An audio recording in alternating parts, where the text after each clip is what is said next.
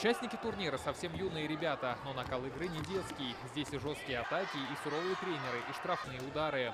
Елизавете Спиридоновой всего 10. Флорболом занимается с 4 лет. Она одна из 2 девчонок в своей команде «Алга». Начали с победы. Соперник был, не такой сложный, мы еще посложнее играли. Мы на тренировках проходим разные приемы, как можно обойти, обыграть. Многие участники занимаются и хоккеем. Говорят, флорбол легче. К тому же этот спорт очень доступен. Нужны лишь клюшка, мяч и ровная поверхность. В хоккее тяжелая экипировка и там коньки.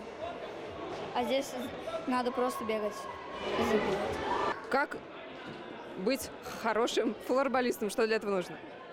Не знаю, терпение, наверное, сила и умение. Он развивает скорость, выносливость, также умение думать. Все-таки это командный вид спорта, где учатся социализироваться, коллективно играть, давать передачи, дружить. Первый турнир прошел 3 года назад здесь же, в спорткомплексе «Дан». Он находится на территории благотворительного фонда «Ердем. Помощь». Площадка приспособлена в том числе для детей с ограниченными возможностями здоровья и принимает турниры разного уровня.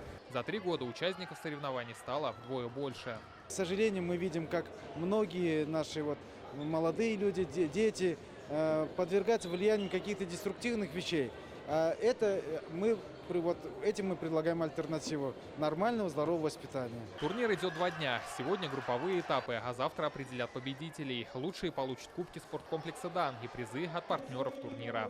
Рамиль Галиуллин, Лена Зинатульна, Вадим Ларионов, ТНВ, Казань.